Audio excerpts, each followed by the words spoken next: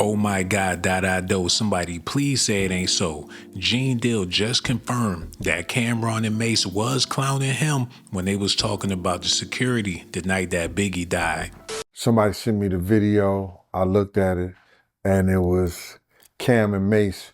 And here they go laughing again about the security the night Big lost his life, which was disturbing to me, bro.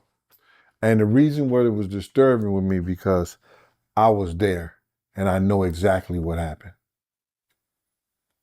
Now, the reason I'm speaking on this and you allow me to speak on this on your platform is that because when people hear something about bad boy security, especially in the 90s and the early 2000s, it was either Big Gene, Wolf, Paul.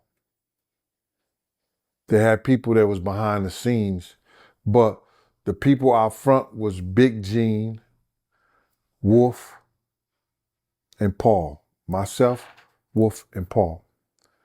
So when Mase and Cam are telling these stories of what happened, they are leaving names out. So people are actually saying something or thinking that that might be Big Gene that's hiding behind the van or the Suburban during time of the shooting. I don't, and listen, like Mase got security now, you running around security, but we was talking, I was asking him one time, I said, yo, we was talking about after Biggie got killed and how like nobody from Bad Boy bust a gun when Biggie got shot, and the gang, you know, I'm not gonna tell too much, but he was telling me how the gangs was in the hotel and so on and so forth, and he maneuvered his way to get out of that situation because everybody that he came with there to LA had left out. He was the only one there. So you got Biggie passed away, security not busting their hammer, Puff get on a private jet, everybody going, and Mase figured his way to get out of here. So we was talking about, he said, Cam, that's why you just see me run around with nobody sometimes. Ain't nobody do shit. I'm better off by myself. It's funny, but not funny. Yeah, when they go, cow, cow. Yeah. You know, you by yourself. Everybody trying to make it home. Yeah. Especially kids crying behind cars. I just want to go home. I just want to be home. Right. But that's part of me saying that you the chosen one. Yes. That's what I meant by that. Yeah, what do you do if you're security crying behind the car? Damn. I just want my blanket. I just want your blanket. We gotta get out of here. I didn't sing too much. Just can't tell me nothing. That's why when be talking tough, I said, man, just save it. I didn't sing all that. He said he want to just go home. Oh, and be under his blanket. You're like, what? But he there for security. I just want my blanket. His glass on the floor. Just behind the car.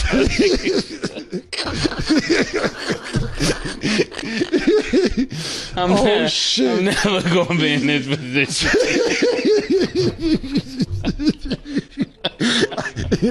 I just want to go home and I just want to be under my blanket. You like, wow. Oh shit. Oh, we gotta get out of here. God, you get me out of here. I'm never fooling with these niggas.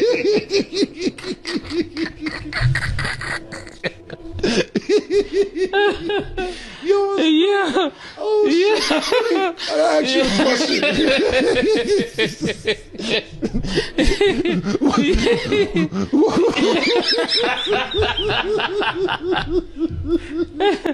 Oh man. Hey yo, Yeah. what was your reaction?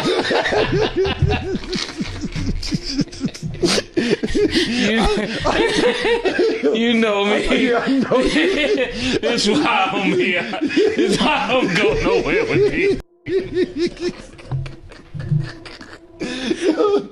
Oh shit. Yo, but I know you. I'm trying to picture your facial reaction to nigga talking about I just wanna go home. Oh shit. Yeah. Oh, Yeah. man. Oh shit. Oh man. Excuse me. It's that. Sorry about that. That was great. That was great. Oh shit. Yeah. I know you said he was joking, but that's why I asked, because it don't really be jokes. Like, If my security is holding me down in Cali, it's somebody, the #1 rapper in the world get killed, you talking about just, not to laugh at Biggie at all, but nigga telling you, I just need to want to go home. And the second top artist in the world, which is Mase, about to be #1. Nigga said, that's what I'm saying, I wonder his face, because I'm like, if y'all let niggas do that to Big, I don't stand a chance. Oh man. That's real cold-blooded of Mase and Cameron to be clowning Gene Deal like that, but he do run his mouth a lot. He been speaking on a little bit of everybody, and I guess when Cam heard Gene Deal speaking on him, he just unleashed everything. Mase had to join in too because Gene Deal do the most with these podcasts. I know that's how he making a living and everything, but they let him have it. I personally believe if he never would have said nothing about Cameron and the Punisher and Diddy, they wouldn't have came at him the way they came at him. Cameron is just talking like dudes from Harlem would be talking on the corner. The questions he asks you is questions that dudes on the corner be asking. The shit that he do and he say is what dudes on the corner in the hood do and they say. And the first thing a dude gonna say is, damn, I wonder how the pussy is. You understand? Now, I wouldn't be wondering that because I heard the stories of all the diseases and all this other stuff about it. But most dudes on the corner is gonna wanna know. So when he asks those questions like that, you can't get mad at him because he's being himself and he knows what dudes on the corner is thinking because he ran on those same corners. So you can't be mad at him because he asked those questions to a guy who was being paid to have sex with her. Evidently, to me, it must be still good. She had 3 kids and just had a baby. Congratulations, Cassie, on your 3rd child. I'm glad it's healthy. Hope it be wealthy and well for the rest of his life. Y'all don't be mad at Cameron for that shit. Cameron is asking what the people who come watch him talk and see, he know what questions they want him to ask somebody. I don't have a problem with it, bro. Like Big say, that was his favorite Harlem rapper, Cameron. Yeah, Big said that. I was talking to Big the week before he died, and he was telling me how he had signed Cameron and them, and he said, out of all those people that was a part of that whole crew with Herbie, Mase, Cameron, that Cameron was probably the Children of the Corn. Cameron was the nicest one. All the rest of the guys was nice, but he was like, yo, Cameron was his favorite out of that whole batch. Big said that. Yeah, I always heard that Big Dog Cam was nice, man. But I didn't know he was getting backlash for that interview. I didn't see anything wrong with the interview. Well, you know, we all know that Cassie was a victim. I don't think Cameron was victim shaming her or anything like that. He was just asking a nigga question for the niggas who watch him. Point blank. He was asking a nigga question for the niggas who watch him. I guess you can't be mad at that one. And if you is, scratch your ass and get glad. Yeah, the guy said that he couldn't even enjoy having sex with Cassie because Puffy was in the room watching in the corner. Yeah, but see, what happened was he didn't know it was Diddy for almost a year. If you watch the interview, he was saying that I didn't know it was Diddy was almost a year, but they had told me to hold up and I went to watch TV. And when I went to watch TV, I seen Mr. Combs come up on the television. Enjoy Your Stay, Mr. Sean Combs. And he put it together that then, almost after a year, that was Diddy and Cassie. And after that, he couldn't really perform like he was in the past. Gene Deal need to know his place. I know these YouTube streets is wide open, but come on, man. Cameron is not the one to be messing with. This Punisher interview really set things off. We don't know how far this gonna go. It might be some bloodshed behind this very interview right here. Yeah, I ain't knocking him. How was that though? I mean, bro, even if it was fire. Bro, was the good, family? Let's stop with political shit. We was Harlem time, my nigga. You 39th Street and 40th. How was that? Bro, I'm gonna be honest with you, man. I couldn't get there, bro. Okay. Like, I got a dude pacing back and forth, beating his joint. You know what I'm saying? Yeah. My peripherals, my spider senses is wilding. You know what I'm saying? And especially when I found out it was Puff. When I found out it was Puff, it got all the way worse because if you grew up in Harlem, if you grew up in that era, I can't validate it, but everybody knows there's rumors, right? There's rumors that he could be, interested in dudes. So the whole time I'm semi-paranoid. Like I wrote in my book, bro, for real, I got a hearing problem. Right. And sometimes when he would give her directions, I would hear like something completely different. Like he'll say, yo, I like the position you in. And I'm like, yo, did he just say, I wish I could penetrate him? Like, I'm hearing, you know what I'm saying? Like, I'm hearing, like, yo, hold on, wait, what did he just say? Like, so basically, you never could get comfortable because. So let's just be clear and get the elephant out the room for the audience. You're not gay, you're saying? Absolutely not. Bro. Right. So therefore, you're saying that already, just to put everything into perspective, that you're there for this chicken to get this money. You don't know it's Puff this whole time.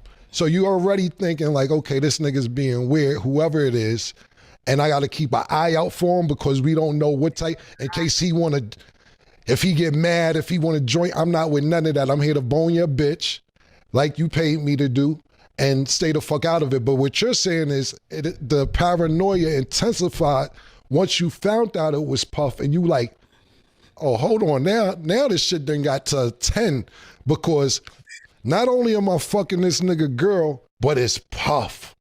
So now you saying you hearing shit that you wasn't hearing. And now you can't really enjoy the pussy like you want to enjoy it? Is that what you're saying?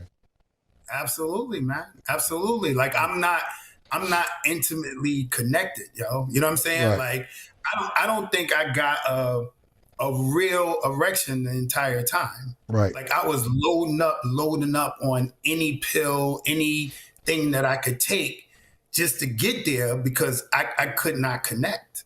Yeah, you know what I'm saying? It was too paranoid, it was official paranoid, bro. Like, right. Cause I'm not used to being in that situation. And then it's like homie got on the veil and he butt naked. And then like I said, I find out it's Puff and then it's the rumors. So real talk, I'm like, yo, I don't want this to go left. Right. So, well, listen, man, we gonna get you some pink horsepower because it don't matter what the situation is.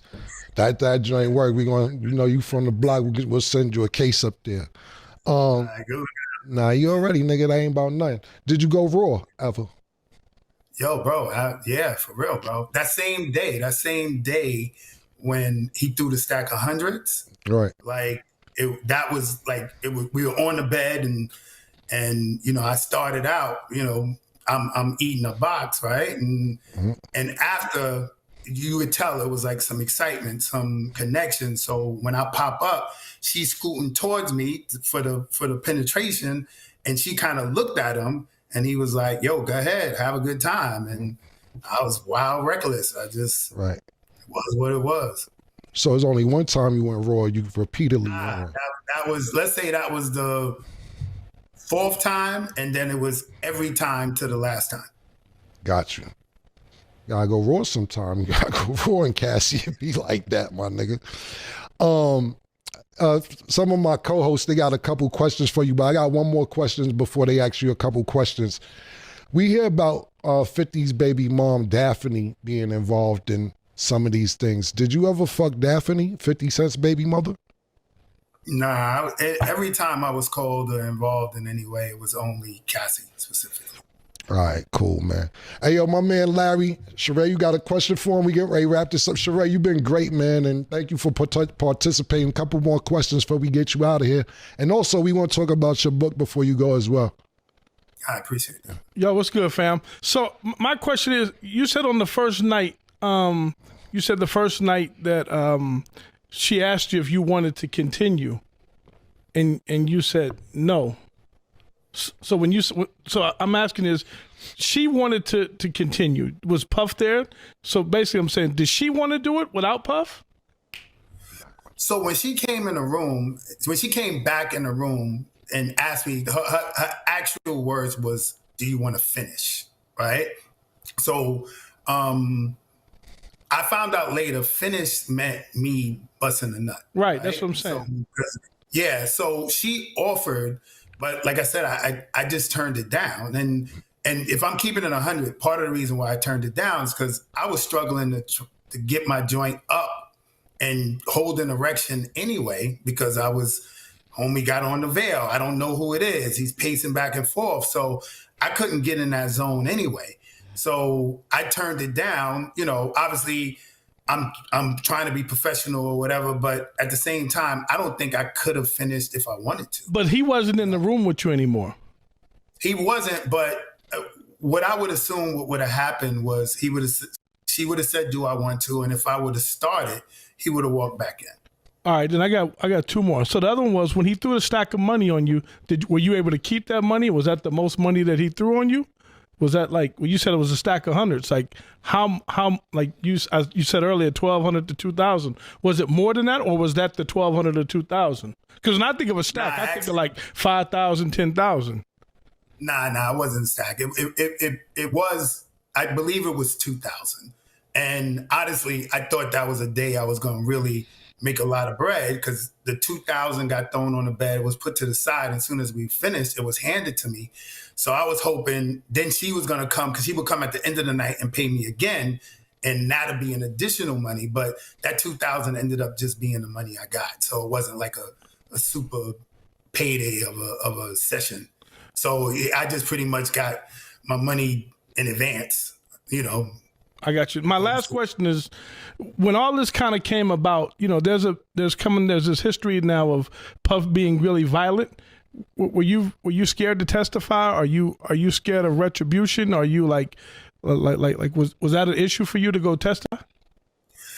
Yeah, I mean, it's something you have to consider, right? But look, what I understand is the details of what went on. Obviously, they're going to be embarrassing. You know what I'm saying? In terms of what happened in those encounters, and you know, I got to testify to what happened. But the truth of the matter is, I don't feel like I was biased, or let's say, threw him under the bus, right? You know, none of my testimony is saying she was abused, like, you know, there was aggression, there was, it was not consented. You know what I'm saying? She was under the influence of the drugs, because that's just not true, right? Like, everything seemed in the right mind. Everybody seemed cool. All my communications and everything with her was on point. So honestly, I thought me testifying my actual facts actually probably benefited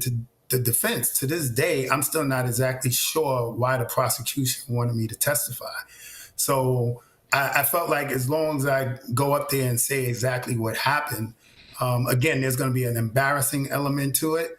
But I don't think I don't think my testimony seemed biased as if I was trying to do anything other than telling the truth. You know what I'm saying? Not like framing things, you know what I'm saying, to go out of my way to put them in a bad light or put anybody in a light other than what the facts were. Cool. And my other co-host, PT, got a couple questions? Yeah, what's going on, family? The question I wanted to ask you was, when she first told you, in your first encounter, when she hit you and she told you it was for her husband, as you progressed and kept going with her after these dates, at any point did you think she enjoyed it as well as Puff or more than Puff? So there was only one time where I can, I testified it to it also, where it was clear to me that I thought she enjoyed it. And that was the first time we were at Raw and he threw the money and stuff like that. Cause you obviously, we fellas, we mess with chicks, the mannerisms when it's a connection and when it's not, right? So, but I could say that's the only time it was overtly, I thought, and this is my perspective, that she was enjoying it. The other times, it was clear it was acting. We were putting on a show.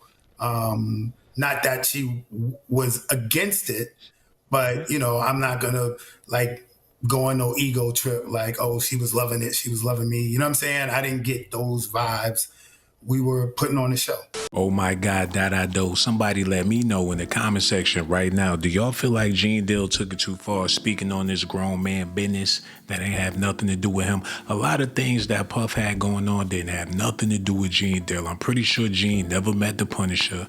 If he met Cassie, he wasn't around that long. He's speaking on Diddy because they knew each other in the past. But what's happening in the present, Gene ain't got no business speaking on that. If he not talking about the night Big got killed, he ain't got no point in speaking on nothing. For Mase and Cam to be speaking on what happened the night Biggie died is relevant to Gene Deal. Anything else besides that, the Punisher and everything that's happening now, Gene need to just play the cut. That's how a lot of people feel about it. Me personally, I love Big Gene. Keep doing your thing, big brother.